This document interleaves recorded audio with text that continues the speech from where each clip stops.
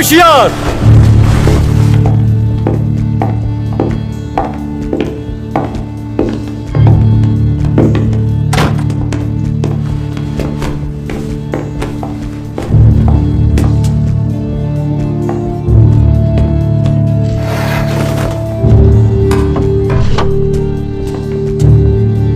हमारा अजीम मशहूर तुर्क हिलाल, जिसे काबिज कुव्वतें पोलैंड और वीनस के दरमियान तकसीम कर रही हैं।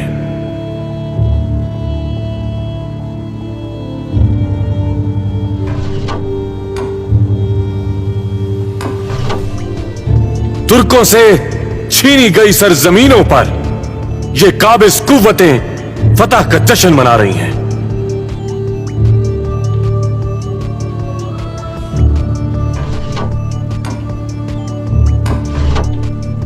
तुर्कों के लबों से खंजर की नोक पे दरियाए डेनूब का पानी निचोड़ा जा रहा है।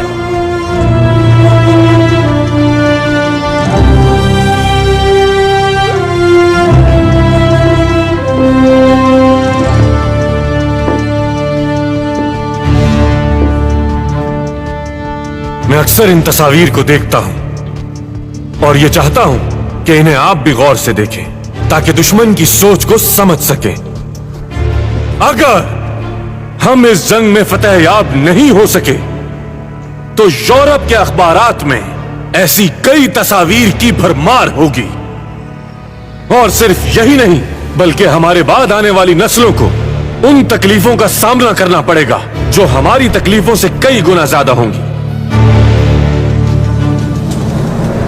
मैं कुतुल अमारा का उमर कसम खाता हूं, इस सरजमीन पर दुश्मन को नहीं आने दूंगा कभी। मैं दिल्ली से अहमद सहिल्ली, हम दुश्मन को मुंह तोड़ जवाब देंगे। फैजान से अहमद सुनूसी, हम किसी दुश्मन को इजाजत नहीं देंगे हमारी इस इज्जत को पामाल करने की। मुझे यकीन है हर इंसान अपनी तकदीर का मेहमान होता है और हर शख्स को अपने तमाम गुनाहों का हिसाब खुद देना है, लेकिन आज मैंने आप सबको यहां एक खास मकसद के लिए जमा किया है।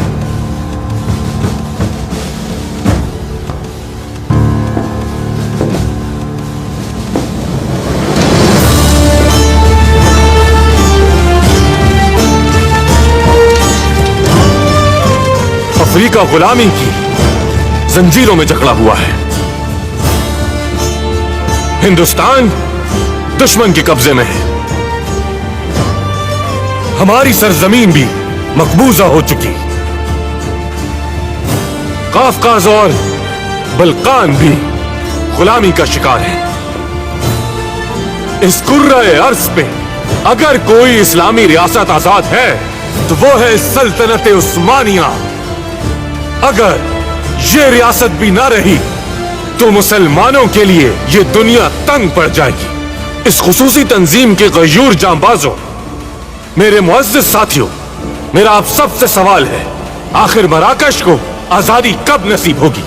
आखिर कब मिस्र सल्तनत उस्मानिया का फिर से हिस्सा बनेगा? आखिर कब हिंदुस्तान के हिंदू बहन भाई जुल्म सितम से निजात पा सकेंगे? आखिर कब ये सफेद फाम लोग अफ्रीका के सियाह फाम मासूम लोगों को बराबरी का हक देंगे? हम आखिर क्यों फिर से बहादुरी की दास्तानें रकम नहीं कर सकते?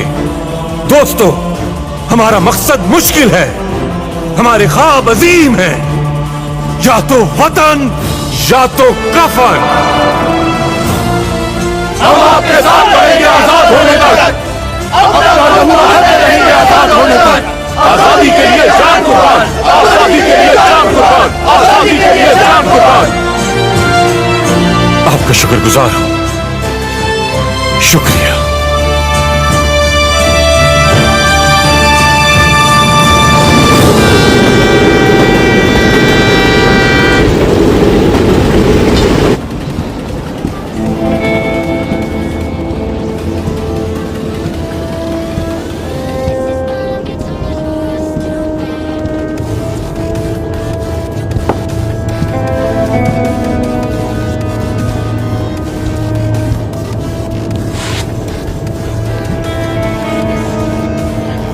अच्छा दिन गुजरे आपका।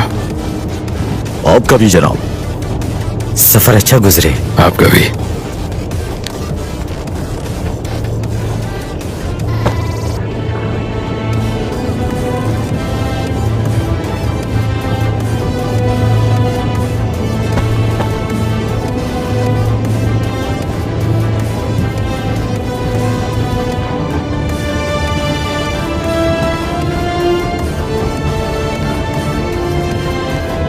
मुझे एक बात समझ में नहीं आती। आयरिश लोगों की सोच मेरी समझ से बालातर है। ये लोग यहां अमन से रह सकते हैं, लेकिन बरतानवी हुकूमत को रद्द करते हैं, पता नहीं क्यों। माफी चाहता हूं जनाब, अगर आप बुरा ना माने तो क्या ये खिड़की खोल देंगे? खोल देता हूं।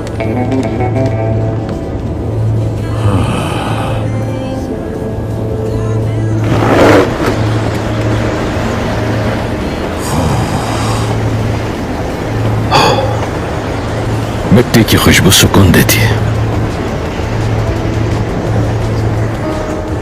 इस महक को अपनी सांसों में बसा लें। जंग शुरू हो चुकी है। हम इस खुशबू को तरसेंगे जब फिजाओं में बारूद की महक होगी। काश बरतानवी हुकूमत अपनी जहानत और कुव्वत को जंग के बजाय अमन के लिए बरूए कार लाती तो इस खुशबू से कभी महरूम ना होते।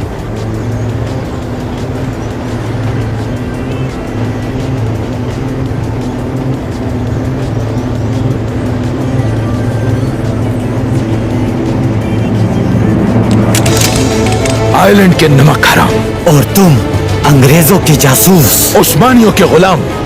इसी बात का तो इंतजार था मुझे। मुझे बहुत अफसोस है कोक्स तुम पे। उम्मीद है मरने के बाद भी मुझे याद रखोगे। आइलैंड हमेशा कायम और दायम रहेगा। कोई हरकत नहीं। तुम आयरिश लोग भी किस कदर अहमक हो इसका अंदाजा है। आप हमारे चैनल को सब्सक्राइब करिए, तभी तो ऐसे ही मज़ेदार वीडियो आप तक पहुंचेगा। लीजिए। तुम्हें सजाए मौत के मुस्तहिक हो तुम गद्दार।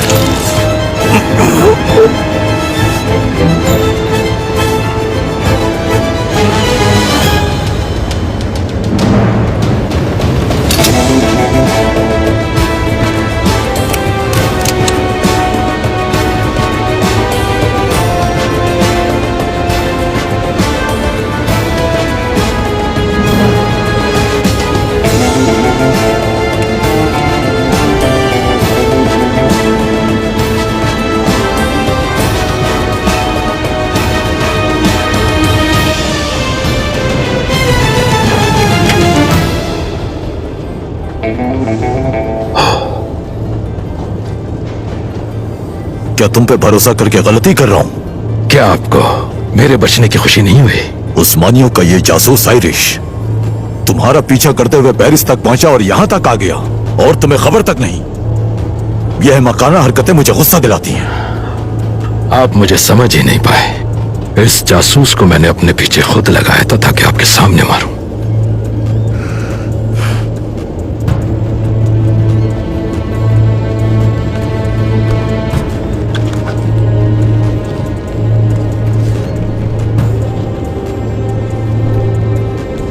पेरिस में तुम्हारा काम मुकम्मल हो चुका।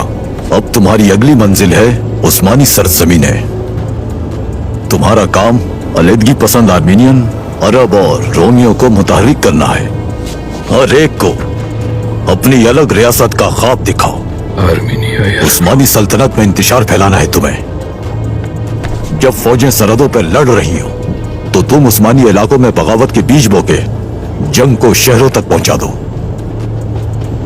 इस्तांबुल जाना होगा, तो बताइए मुझे वहां किससे मिलना है? हमारा एक कारिंदा तुम्हारा मुंतजिर है। उसका नाम है विक्टोरिया। विक्टोरिया? इसका मतलब कि वो अपने सारे मिशंस कामयाबी से सर करते हुए आज एक जासूस बन चुकी है। हाँ बिल्कुल, वो एक करामत जासूस साबित होगी, लेकिन अभी उसे थोड़ा वक्त चाहिए। हाँ, इसका नाम साबिर है, एक मुसलमान जो हमारी खिदमत करेगा। इसे हमने उस्मानी जासूसी तंजीम का हिस्सा बनवा दिया। तुम्हारी 3 मुख्तलिफ शनाख्त होंगी। जनाब, ये तो और भी अच्छा है। तुर्कों को कमजोर समझने की गलती मत करना। वो एक लंबे अरसे से फतह के मुंतजिर हैं और इस आलमी जंग को जीतने के लिए उन्होंने सब कुछ दांव पे लगा दिया। अनवर पाशा और सुलेमान अस्करी वैसे सिपाही हरगिज नहीं जिनसे हमारा सामना बल्कान में हुआ। हाँ, सुलेमान अस्करी उस्मानी खुफिया तंजीम का एक जुनूनी सरबरा। और क्या जानते हो इसके बारे में?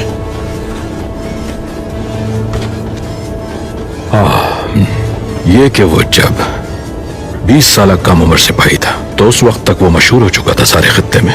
तराबलस में अतालवियों को कुचल चुका था और बल्कान की जंग में उसने इधर ने हासिल कर लिया। उसके बाद वो ऐसे ही मुसलसल कामयाब होते हुए सिपाही से एक सिपह सालार बन गया, ये जानता हूं। अगर हम मुदाखलत ना करते तो आज भी सुलेमान अस्करी और उसके साथियों की बदौलत बल्कान में तुर्कों की खुद मुख्तार रियासत होती। जनाब, यकीन रखिए मुझ पर कि कुस्तुनतुनिया में वो अपने इस जंगी जुनून का मजा चखेंगे। अगर ऐसा है तो फिर कर दिखाओ।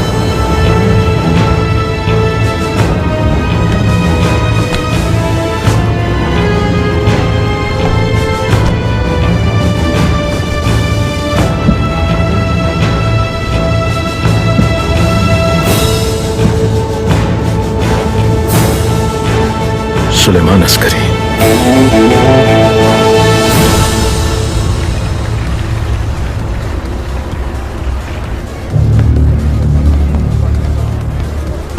ए तुर्क, याद करो तुम क्या थे, पहचान क्या थी, क्या है तुम्हारा नाम?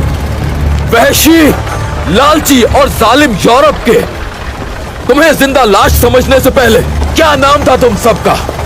अपने माजी में जाओ और सोचो कि तुम क्या थे।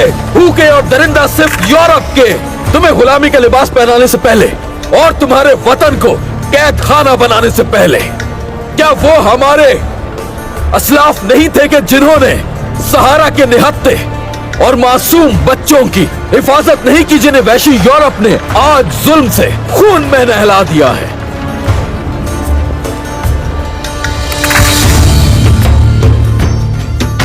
मेरे भाइयों, जिसने अफ्रीका, हिंदुस्तान, जजीरतुल अरब और तुरान के इलाकों को गुलाम बनाया, उन पे जुल्म और सितम ढाने के बाद अब वो तुम्हारी जमीनों पर अपनी नजरें जमाए बैठा है।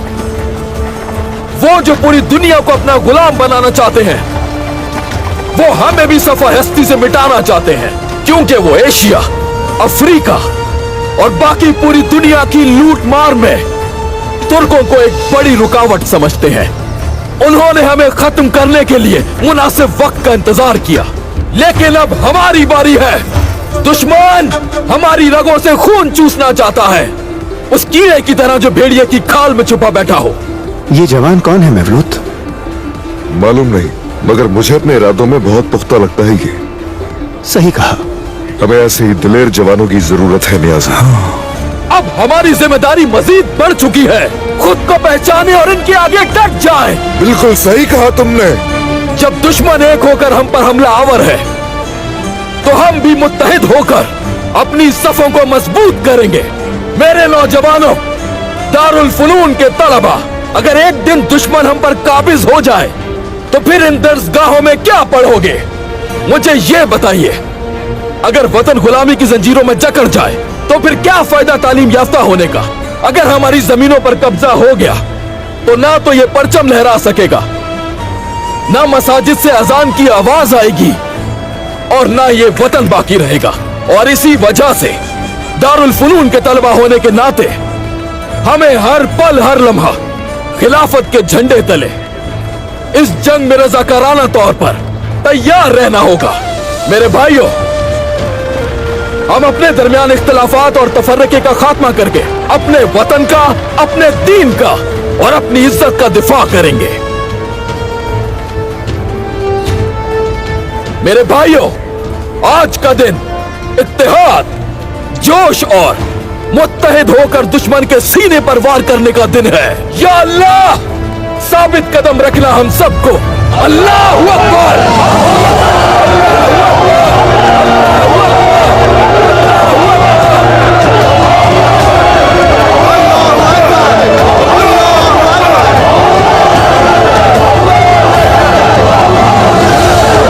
पकड़े उस लड़के को, वो मेरा बैग ले गया।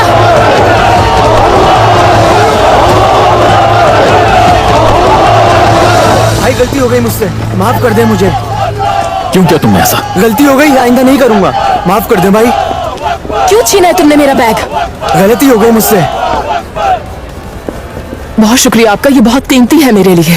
शुक्रिया की कोई बात नहीं मोहतरमा, ये वादा कर रहा है अगर आप इसे माफ कर देंगे तो दोबारा ऐसा कुछ नहीं करेगा। ठीक है, जैसा आप कहें। आइंदा कभी चोरी मत करना, ठीक है? वादा करता हूँ कभी नहीं करूंगा।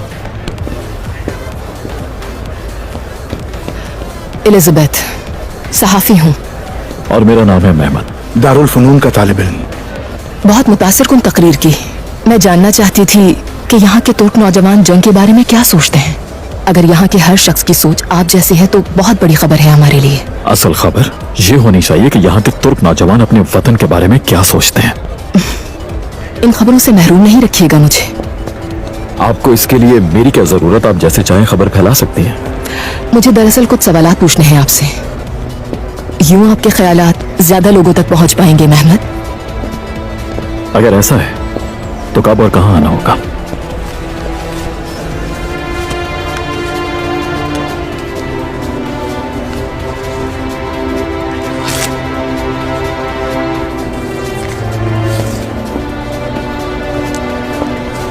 सईद, चलो चलें। कौन है वो?